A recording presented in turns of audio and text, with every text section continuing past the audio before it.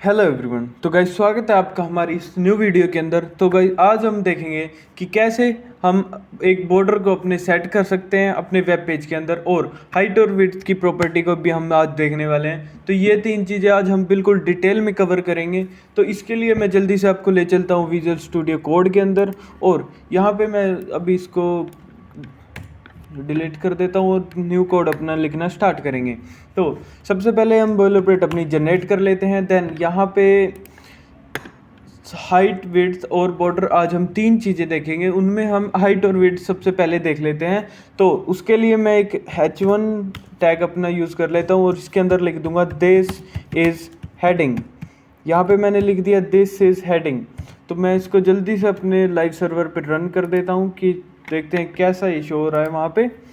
तो ये हमने एक हेडिंग लिखी है सिंपल सी, और एक हम इसमें लिख देंगे पैराग्राफ। यहाँ पे लिख देंगे पैराग्राफ, और लोरम 33 की मदद से हम थोड़े बहुत अपने रैंडम वर्ड्स जनरेट कर लेते हैं। देन यहाँ पे हम ये लोरम और लोरम 20 करके यहाँ पे रैंडम वर्ड्स जनरेट कर दिए हमने। अगर आपको नहीं पता चल पा रहा है कैसे हमने ये जनरेट करे, तो आप हमारी पुरानी वीडियो में बिल्कुल डिटेल में देख सकते हैं। हमने स्टेप वाइज CSS को कवर किया है। उसके लिए आपको हमारी चैनल पे जाना पड़ेगा और वहाँ पे आपको प्लेलिस्ट वेब डेवलपमेंट के नाम से मिल जाएगी। तो यहाँ पे हमने पैराग्राफ यहाँ पे एक ऐड कर लिया और एक ले लिया हेडिंग। तो पैराग्राफ में हम एक ID दे लेंगे, ID यहाँ पे first para, FIRST first para. तो फर्स्ट पैरा नाम से हमने एक ID दे ली। तो उसके लिए हम स्टाइल शीट अपनी ऐड कर देते हैं। यहाँ पे स्टाइल शीट जब हम अपनी ऐड करेंगे और उसमें ID को टारगेट करके अपने पैराग्राफ पे हाइट और विड्थ सेट करेंगे। स्टाइल हम यहाँ पे लगा दिया, एंड देन यहाँ पे ID को तो हम टारगेट करते हैं, आपको पता ही होगा, हैश लगाकर हम ID को टारगेट करते हैं, FIRST first para and then curly braces. और सबसे पहले हम देख लेते हैं कि कैसा हमारा वेब पेज अब इस टाइम शो हो रहा है। वेब पेज इसको हम फुल स्क्रीन पे कर लेते हैं। तो ये देखिए गाइस, यहाँ पे अभी बिल्कुल सिंपल ये शो हो रहा है। ये हेडिंग है और ये पैराग्राफ के जो हमने रैंडम वर्ड्स जनरेट करे थे ये है। तो इसको क्या करते हैं, हम जो फर्स्ट पैरा हमने ID दी है इसको हम दे देते हैं हेडिंग को। इसको हम पैराग्राफ पे नहीं, इसको हम हेडिंग पे दे देते हैं। यहाँ पे हेडिंग में हमने दे दी इसको फर्स्ट पैरा ID। तो उसके बाद हम क्या करेंगे, इसमें हम लिखेंगे सबसे पहले, इसमें हम आज हाइट करेंगे सेट। सबसे पहले इसका बैकग्राउंड कलर दे देते हैं, जिसका आपको पता चल जाएगा कि क्या क्या चेंजेस आए हैं, वरना वाइट बैकग्राउंड में पता नहीं चलेगा उसके। तो बैकग्राउंड कलर हम दे देते हैं यहाँ पे, ये ब्लू देते हैं। इसमें कलर पिकर की मदद से हम कोई इंटरेस्टिंग सा कलर दे देंगे अपने कस्टमाइज करके। ये है आपका कलर पिकर। अगर आपको नहीं पता है कि कलर्स को हम कैसे देते हैं, डिफाइन करते हैं, तो आप हमारी पुरानी वीडियो में देख सकते हैं। हमने उसमें बिल्कुल डिटेल में बताया कि CSS में कलर्स को कैसे यूज़ कर सकते हैं। तो ये हमने कलर दे दिया और Ctrl+S से सेव करेंगे। देखते हैं कैसा ये दिखाई दे रहा है वहाँ पे। तो ये देखिए दिस इज़ हेडिंग। इसमें हेडिंग में आपको यहाँ पे शो हो रहा है कि किस टाइप से इसने कलर चेंज कर दिया है। तो अब हम इसकी सेट करेंगे हाइट। आपको सिंपली लिखना है हाइट एंड देन क्लिक कर देना है। हाइट आप पिक्सल्स में डिफ़ाइन कर सकते हैं या परसेंट में भी, जिस मर्जी उसमें कर दीजिए। हम आज पिक्सल्स में डिफ़ाइन करेंगे। हम इसकी हाइट डिफ़ाइन कर देते हैं 30 पिक्सल्स। Ctrl+S से इसको सेव कर दिया और यहाँ पे हम देखेंगे कि क्या क्या चेंजेस आई हैं। तो ये देखिएगा, इसने ये यहाँ पे आपको देख ही रहो, हेडिंग का जो G है यहाँ पे इसने मतलब जो कलर है, हम इसको बहुत कम स्पेस ले लिया, इसकी हाइट को कम कर दिया है हमने हाइट देकर। अगर हम इसकी हाइट को बढ़ा देंगे, यहाँ पे लिख देंगे 130 पिक्सल्स, तो आपको डिफरेंस पता चलेगा। ये देखिएगा, ये यहाँ पे सिंपली इसने स्पेस को, अपनी हाइट को बढ़ा लिया है। जो नॉर्मली हेडिंग हमारी जो जितना स्पेस लेती है, तो उससे इसने ज़्यादा अपनी हाइट को कर लिया है, और इस नीचे इसका पैराग्राफ में और इसमें बहुत स्पेस आ चुका है। तो ये थी हमारी हाइट की प्रॉपर्टी। इसको हम हाइट को इस टाइप से एडजस्ट कर सकते हैं। अगर आपको जितनी मर्जी आप हाइट रखिए, जितनी आपको चाहिए उतनी आप अपने हिसाब से हाइट सेट कर सकते हैं। देन इसके बाद आती है विड्थ। विड्थ को हम कैसे करेंगे, विड्थ हम सिंपली यहाँ लिखेंगे विड्थ एंड देन अब हम विड्थ इसको सेट कर देंगे 120 पिक्सल हम इसकी विड्थ दे देते हैं। कंट्रोल एस से इसको सेव करेंगे। देन यहाँ पे ये देखिए गाइस 120 पिक्सल, मतलब इसने इसकी विड्थ को कम कर दिया है, मतलब जो इसकी नॉर्मल विड्थ थी 120 विड्थ इसकी यहाँ तक आ चुकी है।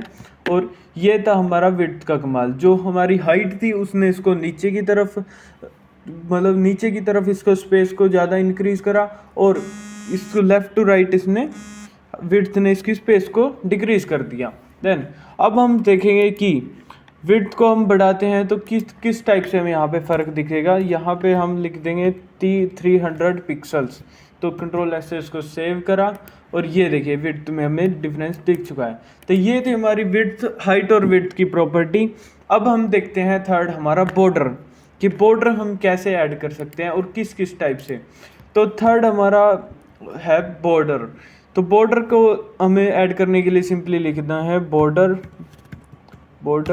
एंड देन यहाँ पे आपको इसमें बताना पड़ेगा कि आपको किस कलर का बॉर्डर चाहिए, और सॉलिड आपको डिफाइन करना पड़ेगा, वरना ये आपका बॉर्डर को नहीं डिफाइन वहाँ पे शो करेगा जब तक आप सॉलिड नहीं यहाँ पे इसको कमांड दोगे।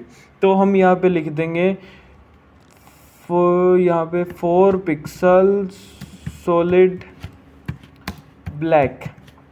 तो इस टाइप से मैं आपको बोल रहा था कि सॉलिड इसको बताना पड़ेगा।